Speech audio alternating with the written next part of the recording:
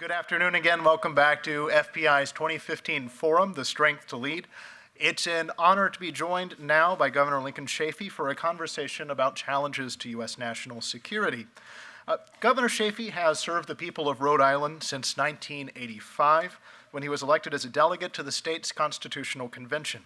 He then served on the Warwick City Council, and then in 1992 was elected to serve as the mayor of Warwick. He served as mayor until 1999, when he was appointed to serve the unexpired term of his late father, U.S. Senator John H. Chafee. He was elected the following year to a full 6-year term in the Senate, and in the Senate he chaired the Senate Foreign Relations Committee's Middle East Subcommittee. In 2010, he became the first elected independent governor of Rhode Island in over 150 years. On June 3rd of this year, Governor Chafee formally announced that he is seeking the Democratic nomination for next year's presidential election. It is a privilege to be joined by him to discuss the challenges that the United States faces in the world and the policies that he proposes in response to those. Moderating the conversation will be Dr. David Adesnik, who is Policy Director at the Foreign Policy Initiative.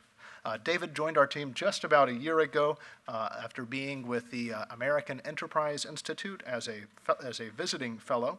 He previously served in the Department of Defense and at the Institute for Defense Analyses, and in that former capacity spent a period of time in Baghdad supporting Operation Iraqi Freedom. Thank you, David, for moderating this conversation, and ask you to join me in thanking Governor Chafee for joining us today. Thank you so much, Chris, and thank you to Governor Chafee for taking the time to be here with us. I guess this is really about asking some of the biggest, broadest questions that the country is facing, that you would potentially face in the Oval Office. And the first one is really about vision and strategy. And I guess I'd like to get your reaction to something that President Obama said in his speech to the General Assembly. And he said, "We have pressed forward slowly, steadily to make a system of international rules and norms that are better and stronger and more consistent. It is this international order that has underwritten unparalleled advances in human liberty and prosperity. It is this collective endeavor that's brought about diplomatic cooperation between the world's major powers and buttressed a global economy that has lifted more than 1 billion people from poverty." Now, as a candidate, you've talked about achieving prosperity through peace. And I was wondering, at the highest level, so leaving behind some of the day-to-day tactics of foreign policies, focusing on vision and strategy, does what President Obama said express some of the same fundamental principles that you share? And are there areas in which one might expect you to differ from President Obama in terms of principles? Well, thank you, Dr. Adesnik, and thank you to FPI for inviting me here. Surprise invitation, but I'm happy to accept. And if I could just back up a little bit to the turn of this century, and I was in the Senate in 2006, and the Prime Minister of Italy gave an address to the joint session of Congress. It was Silvio Berlusconi. He's had all sorts of troubles, but in this address, he talked about a time in early 2001, the spring of 2001, when he was hosting the G8 summit in Genoa. And he said at the conclusion of the summit, they had a dinner for the G8 leaders, and he said it became a dinner among friends. And he stepped back from the dinner and looked out, and he saw Kazumi of Japan, Putin of Russia, Schroeder from Germany, Blair from Great Britain, Bush, newly elected from the United States, all joking and talking. And he said, my gosh, an age of lasting peace is here. The Cold War is over. There's Putin and Schroeder and Blair. There's Kazumi of Japan and Bush. Hiroshima's a memory. He said, our children have the potential for this peace in front of us. And as he said that in his address in 2006, the joint session, I'm sitting in my seat, and I'm thinking, yes, I remember that time, that optimism. We're handing to our children a lasting peace. That wasn't that long ago. So now to your question, where are we now, and what President Obama said, and whether I agree with that. I agree that definitely some of the things that he has done, particularly with Cuba and with the Iran deal, are repair work from some of the mistakes we made since that G8 summit in Genoa. Many, many mistakes that have changed that era of potential of lasting peace that the Prime Minister of Italy talked about. Areas that I disagree with the President, I think particularly with Russia, we've made some mistakes. There was Putin at that G8 summit, yucking it up with everybody. Blair and Schroeder and Bush, and I think the Prime Minister had it right. There was this potential right there. You could see it, you could feel it. He talked about it in his address to the joint session with some passion. And the restart incident, we might think it's trivial, but the wrong Russian word, these are just mistakes that were made. I think Vladimir Putin's speech in Munich in 2007 was an effort to say to us, let's all try and work better together. I believe in that speech he said, talked about unipolar world and talked about let's go through the UN Security Council for all future big decisions. I think if we'd listened more, I know President Obama wasn't in office then, but certainly was quick to follow, a lot of what we're talking about now wouldn't not be occurring.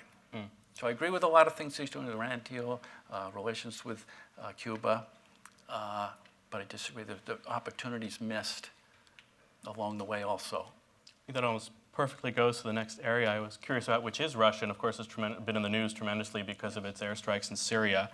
And when you announced your candidacy at George Mason University, you said, I believe, stronger efforts should be made to encourage Russian integration into the family of advanced industrial nations with the objective of reducing tension between Russia and its neighbors. And in practical terms, I was wondering, do you think that the sanctions that President Obama has imposed after the invasion of Crimea and eastern Ukraine should be lifted? In the longer term, should we be trying to create a situation where we can invite Russia into the European Union or even into NATO? And but in the short term, I guess most of all, what do we do about Syria? Yes, a lot of questions right there. In Ukraine, after I left the Senate, lost my reelect in 2006, I was fortunate enough to serve on a board that advised the government of Ukraine. And so I've been to Kiev maybe a dozen times. I've been to Donetsk. I've been to Lviv in the west. And in my trips there, I just lamented this tug of war that Ukraine was caught in between the EU and Russia. How unfortunate. And I know there had been efforts to get Russia to join the OECD, Organization of Economic Cooperation and Development, and to your question, joining NATO and the EU, absolutely, that should be the goal. And whether it starts with preliminary steps of OECD-type organizations, and I know there are parameters for transparency and steps towards democracy and all these good things, is it too late to go back and try and attempt to revive those efforts that were there in the past and to get some of these Soviet republics, former Soviet republics, out of this tug of war? Obviously, if we're all in it together, Europe does extend to the Urals. These countries are not caught as Ukraine is now in going back and forth elections, flip-flopping between pro-Russian, pro-EU presidents with a lot of violence in between. And now, of course, all the violence. So yes, I would seek to do that patiently, methodically, to get back to revisiting those efforts, NATO, perhaps EU, but first those preliminary steps. Would lifting the sanctions be one of the preliminary steps, or does that have to wait? If the doors are properly opened and genuine efforts are going to be made to join the community in the appropriate way, yes, I think lift the sanctions. They can come together. And as far as Syria, my gosh, doesn't it boggle the mind that Bulgaria is refusing airspace transport, but Iraq isn't, and Iraq and Iran and Russia are joining into an alliance, seemingly without our American involvement in how to deal with Syria. So that's just happening in these hours and days as we sit here. And something happened at the UN, obviously, with the president of Russia Federation and President Obama that didn't work. So we just have to keep the efforts up. I think Secretary Kerry is working hard at it as we read the papers today, and trying to work together as we address the Syrian war. The big question being Assad. I would say that our experience of toppling leaders has not been a good one in Libya and Iraq in particular. And if you look back at the Cold War experience. That is to wait them out and have containment. We got away from that. There are going to be horrible incidents or violent incidents as you wait. Certainly 1956 in Hungary and 1968 in Prague. I'd say, boy, what an opportunity we might have missed to be involved. But as you look back, eventually the weapons are put down, the wall comes down, and we started the steps to peace. I guess at the moment, what waiting out entails is dealing with the Syrian refugee crisis. I was wondering, I guess in the sense, is that sort of the price of waiting it out, that we will see refugee flows like this and even sort of tragic images like the young boy washed up on the shores? And so is the solution just sort of to accept that flow and mitigate it, but not try to go to the root cause because it's too difficult? No, I would say go to the root cause. It's as difficult as it may be now with what Russia's doing. And because this is so potentially destabilizing for Europe, and my fear has always been the rise of right-wing reactionary political parties as a result of this flow of refugees. We see some of that occurring now in Europe. No, I think that the urgency is a little higher than waiting it out, and at least try to what we can do with the Russians and the Iranians, as it turns out, as we sit here today. Now, whether it's... That might mean I disagree with the president on Assad staying. Now, whether it's in the Middle East or Eastern Europe or even Asia, American military power is often what undergirds our diplomacy and our alliances. And I think you put it well, that in the Great Seal of the United States, the bird holds both the arrows representing strength and the olive branches representing peace. So I guess I wanted to ask you about some of the biggest issues facing our Defense Department. One of them is sequestration, the spending limits that are part of the 2011 Budget Control Act. Do you believe the Budget Control Act and those limits should stay in place? Do you support the president's request, or would you as president make a similar request for an additional $35 billion per year? And how in general do you approach the question of how much to invest in defense? Yes, the seal. The arrows, we know. We have the eagle has the arrows. My point was, don't forget that diplomacy is an equal claw of our seal. To your question, Dr. Adesnik, I left the Republican Party over many issues, probably the biggest one being the fiscal irresponsibility, that all the differences I might have had as a liberal or Republican on social issues, I thought we always shared that we were going to take care of the books, put on the green eye shade, and balance the budgets and have our expenditures meet our revenues. And when the Bush tax cuts came in and all the earmarks and the prescription drug benefit that wasn't paid, the war that wasn't paid for, that was the straw that broke the camel's back for me as a Republican. We just flooded back into the deficits. We had sunsets on the tax cuts that gave our industries uncertainty, the worst thing you can give industry and our economy, uncertainty. What happens in 2011 when these are sunset, all these tax cuts? I believe the deficits and that uncertainty led to the crash of the economy. People couldn't make decisions for their companies long term, knowing the consequences of what might or might not happen as these sunsets occurred. And so now we have sequestration, further irresponsibility from my point of view, from my former party. And I just believe in paying for what we buy. And whether I've been a mayor or a governor or a senator, if we're going to buy something, you have to pay for it. And I am running and saying I'm not running to cut the military budget. It should come after we achieve peace in some areas. The peace dividend should come after if we're successful at it. And so no, I would keep a strong military budget. Now, it's important, the goal of the balanced budget. I was wondering, right, I guess even now, after reducing our annual deficit by about 2/3, it's still several $100 billion per year. I mean, do you have particular thoughts on where to cut if we are going to reach a balanced budget with relative speed? The biggest pain, as we all know from the deficit, is the interest on the debt. We all do not like paying interest on our credit card debt. And it's a big piece of the pie. Right now we have our entitlements and our defense budget. These are big pieces, but then our interest on the debt. And so wasted money, I argue. So how to get about back? I've proposed another income tax bracket, an 8th bracket for those making right now the top brackets for 464,000. I'm proposing one at 750 at 45%. Our highest percent is 39.6. That's about $42 billion in revenue that could be used. I'm proposing for raising the exemption, but it also could be used for deficit reduction. I'd be very open to that. Now, one of the issues where there's a happy confluence of opinion between... I'll say one sorry. more fact, Please if I go could. ahead.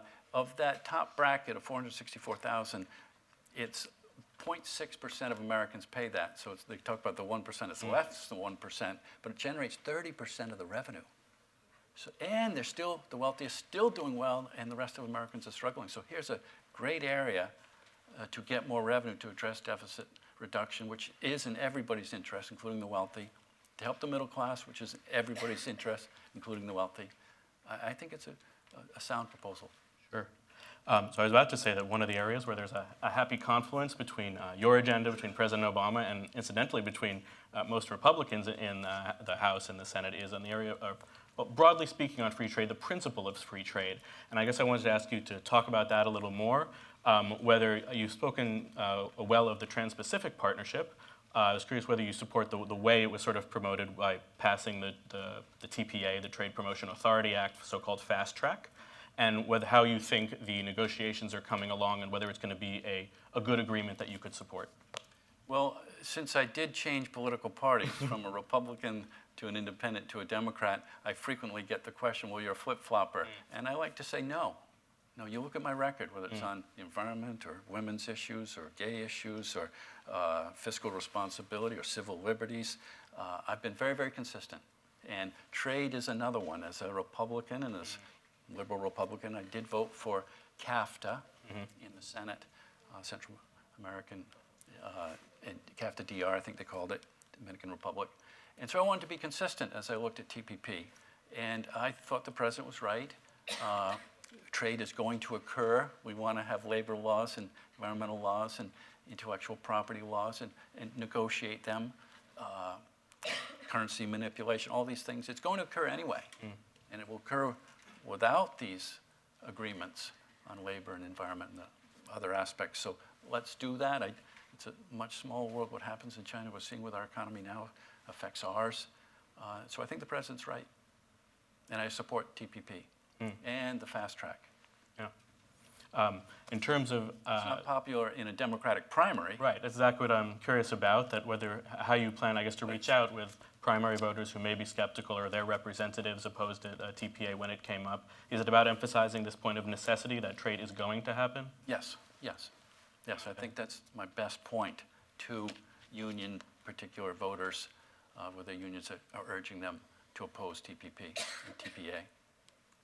And one place where some additional trade is going to be happening is with Cuba, it seems, with the raising of restrictions. And you made a very clear point that, after 50 years of an embargo and restrictive policies, it'd be difficult to say there's any more freedom in Cuba today than there was in the past. And there's a hope now that with lifting of some of these restrictions, there may be a room for freedom to expand. I thought it was actually very interesting. You wrote on your website how you were part of a delegation that met with Cuban leaders almost 15 years ago. And your sense, when you asked whether they support the embargo, was they're actually afraid of having it lifted. That, I forgot the exact words, but that it's sort of Castro's meal ticket is the ability to point to the embargo as a source of his problems. So I was wondering if there's anything you would like to add to the strategy for engaging with Castro. And then in a comparative perspective, there have been cases where we've opened up economically, whether to China or Vietnam, and there's been a wonderful flourishing of economic activity and economic freedom, but not so much on the political front. And are there any cautionary lessons you would learn from those cases? Have you been to Cuba, Dr. Adesnik? Regrettably not. Not yet? No. Anybody here? Yeah. Yes. Our colleague James Kirchick wrote a wonderful cover story for the National Review about what he saw in Cuba. I went on a trip with Senator Specter, as you said, 2001, in that 12 years ago or so. And the dinner was with President Fidel Castro, and I did ask that question. And he didn't answer it, which made me think, no, this is your meal ticket. You like railing against the United States and the embargo, and it helps your popularity. But as we lift it and the changes come to Cuba, for those that have been there, it's going to be sad in a way to have globalization descend on Havana and the Kentucky Fried Chickens and the Gaps and because it's so different now. I've been to Kentucky Fried Chicken in St. Petersburg. Yeah, there you go. The city was surviving in spite of that. Make my point. But anyway, for those that just had the chance to go back in time. But to your question on Vietnam and other countries where the economy is doing well, but China and not so much, the freedoms and transparencies and two-party systems. I think that'll come in Cuba. We certainly see in South America the long, long path from the oligarchs and the 1%, 2%ers running those countries for so long.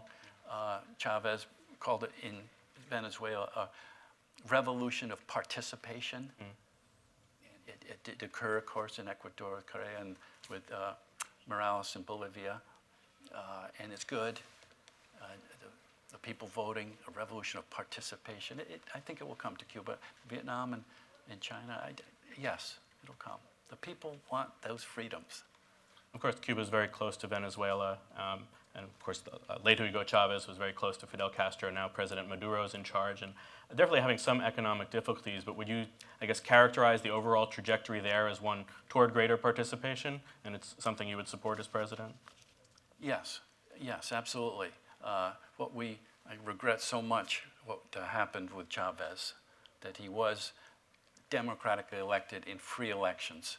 And I think the doors were open for a good relationship with us. And for some reason, Otto Reich and different things that happened in the past, I had a chance to go, maybe on that same trip with Senator Specter, to meet with President Chavez, and another one with a congressman from North Carolina, a Republican Congressman, Cass Ballinger, who recently passed away, rest in peace. He got to be friends, Republican from Western North Carolina, up in Hickory, North Carolina, conservative on all other issues, but got to be friends with President Chavez? Chavez, give him all my leaders too, and invited him to a barbecue in his home district up there in Hickory, North Carolina. And President Chavez came, and the neighbors all came over, and they had the barbecue. He wanted good relations with the United States, and that's a case in proof. An invitation from Representative Congressman Cass Ballinger, and he accepted. And he said to us when we met with him, after all the talk we do and diplomatic talk we have to do, he said, it took me a while to get elected president, but I was. And all I wanted was to sit in the Oval Office like the other world leaders get to do in front of the fireplace. A little disrespect and things go off the rails, and he's making friends with people we don't want him to make friends with, and saying things we don't want him to say, and just that's what I want to change. Reach out to people, show respect when they're democratically elected. We're strong enough as a country, economically, militarily, culturally, that we can take some risk. And I believe we should. And if we think, I guess, Latin America is difficult, the next question I had was about peace in the Middle East. It's, when something happens like the Camp David Accord under President Carter, it's just so remarkable it stands out 40 years later. And, on your website, you talk about how you were one of 23 senators, the only Republican to vote against the war in Iraq, and now you have a plan to promote peace throughout the region. I was wondering, I don't know if you're ready to announce it, or is it going to be a formal plan you'll have on your website? What are the key provisions, and essentially what would it do about Syria? Well, to go back again, and I don't want to be criticized for keep going back, but you do learn from it. And one of the perplexing aspects of American foreign policy during Bush and Cheney was the roadmap and what didn't happen. And after the invasion of Iraq, the toppling of Saddam Hussein, we had at the Senate Foreign Relations Committee Paul Wolfowitz come to our committee, and I asked him a question. I gave him a blank canvas. This is May of 2003, right after the war. I think mission accomplished and the landing on the aircraft carrier had occurred. I said, Secretary, we've thrown a stone into the pool that is the Middle East. What are the ripples that go out from this, what we have just done in Iraq? And he said, the first words out of his mouth, it's on the record, it's going to help with the Israeli-Palestinian peace process. And then he gave his reasons why toppling Saddam. He was giving 25,000 to terrorists. We were able to take away the propaganda of the bin Ladens that say that since the Saudis were afraid of Saddam, because he'd already invaded Kuwait once, that we had to put military hardware on Saudi Arabian soil, which is close to Mecca and Medina. This is what Secretary Wolfowitz was saying. And this all leads to a re-energizing of the Arab-Israeli peace process. And then, shortly thereafter, in Aqaba, we had Ariel Sharon, President Bush, Mohammed Abbas, King Hussein of Jordan, all there saying we're going to put every effort we can into the Arab-Israeli peace process.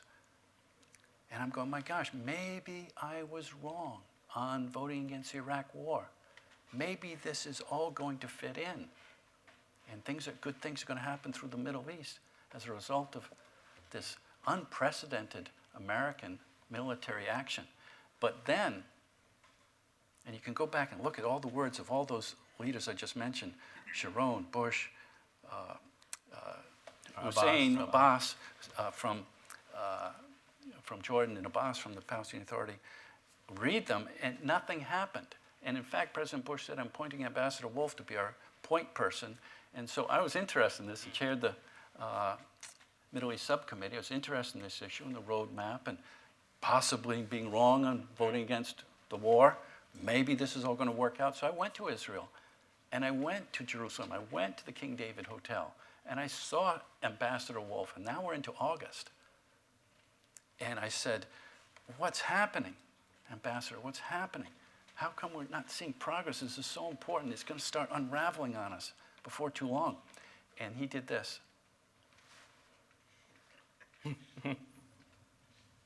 I don't know. I'm here in my hotel room, the King David Hotel.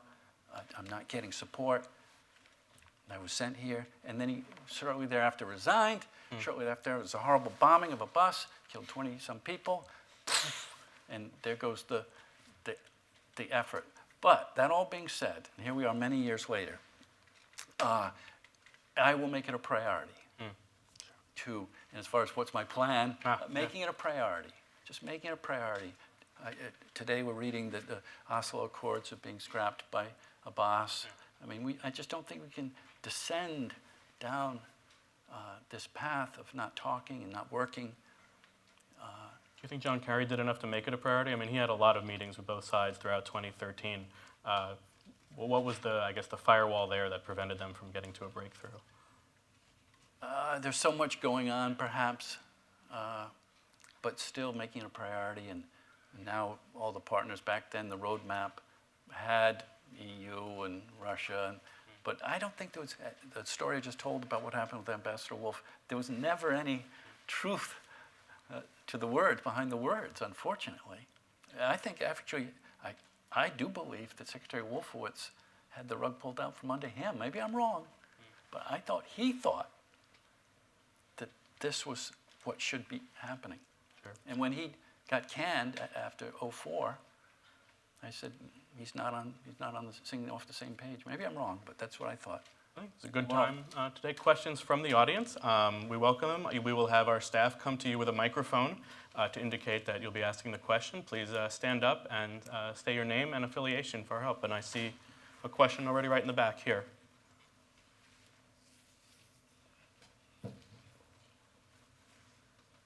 Yes, I'm Russell King, retired federal employee. Governor, I don't recall in today's discussion whether you said there was any situation where you would use hard military power against any particular country or group. And I'm wondering, would you like to say when you would do that, or would you be like Donald Trump in the sense that you would not say that so that your enemies would always be off guard? Well, thank you, Russell. Where do you work for the federal government? IRS. IRS. Okay, good. And how many years? Almost 34. Good for you. Thank you very much. I don't want to be compared to Donald Trump, but there's too much saber rattling going on right now. And to listen to the Republican debates, my gosh, you'd think they wanted to start World War III tomorrow. And even Secretary Clinton at the Brookings Institute reeling off all these militaristic bellicose action she would take as president. We're so strong militarily that let's use the olive branch more often and not threaten war at every step. I've said I'm committed to a strong military budget. I will do that as president. But let's start talking different kind of language. We're a strong country. We can take that risk. Other question from the audience? Gentleman there. Ken Meyercourt, World Docs. You mentioned the changes you would hope to see in Cuba as a result of the opening of relations. Do you think there might be an effect in the opposite direction? For instance, Americans learning more about what a truly universal healthcare system is like and therefore agitating for such a thing in this country? A good question. Yes, at that supper with Fidel Castro, he couldn't stop reciting statistics of where they exceed the United States on infant mortality and health care. Yes, I think you're right. We can learn how many doctors they have per capita and how they did it. Certainly if you've been there, you know how impoverished the country is, so there were sacrifices. But in those areas, they made a priority and an emphasis, and they excelled at it, exporting doctors around the world. Another question from the audience is the lady to the side. We'll bring the microphone to you. Thank you so much for letting me ask you a question. Since not many are asking the question here, so I'll take this opportunity. If you do not have an answer, that's fine, but at the same time, please bear with my simple question, which I think that nobody seemed to be addressing, and I think it's quite important to understand the overall picture without overlooking the small nitty-gritty corners and, in-betweens while tackling the bigger issues. My name is Dharma, and I'm a Tibetan. I have some journalistic training, and I am a U.S. citizen now, but I do care about my country, which is so beautiful, just like the way they celebrate the Native Americans here and other smaller ethnic backgrounds. They talk about the World War II episodes. What do they call that? Genocide? Yes, genocide and all that. So I would like to educate our leaders who are in India as a government in exile, but also in China and in Tibet itself is becoming very huge now, and it looks like the exile is like nothing compared to what's going on there. So how do you see, in terms of U.S. national security, how people like us, for example, we're in D.C., so the Afro-Americans, how they try to take care of their community and their history and all that. So how would you, if you have any advice, educate us a little bit in terms of how we should be looking at and expecting the outcomes from the scenarios? Like Xi Jinping was here and Dalai Lama was here, and he's asking for not separate complete country now, but real true autonomy with real freedom in our country there.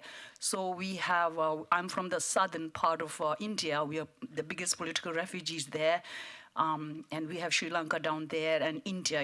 They say it's the Silicon Valley base in the state I'm from, which is called Karnataka, and Bangalore city, I'm sure most of you guys might know. So there's a lot of interaction going on, and our people, they're very innocent, and they don't know how to take care of themselves, including the politicians and the so-called leaders and the religious leaders. So how much can we expect from United States, assuming I, as an educated person, and by the blessing of being able to live in this country, and now I'm a citizen here, that it opened my eyes to a large extent, and from my other peers and friends that helped me out see Ma'am, truth. if I could, would you like to give the governor a chance to answer the question? How should we be able to be taking care, or in terms of approaching, in terms of with relation to Indian administration or the presidency or the Nepal, the China, and all that? How careful should we be? Or we should be they're all into one part, U.S., China, all that. So better be prepared and don't expect anything cool and all that. So please tell us in bare words. I think it's still very useful, really. Too much about beating around the bush, and we are wasting so much time, and so much lives are lost, and it's all becoming just like here. So let's help out from small start, and who knows, that could be a big remedy for the bigger things. Maybe that's a good point where to give the governor a chance. Well, you said I had the opportunity not to answer if I didn't know it.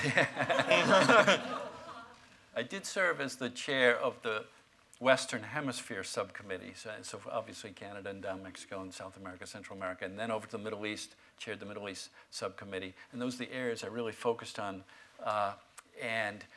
Certainly the full committee addressed Tibetan issues and Indian issues and Chinese issues.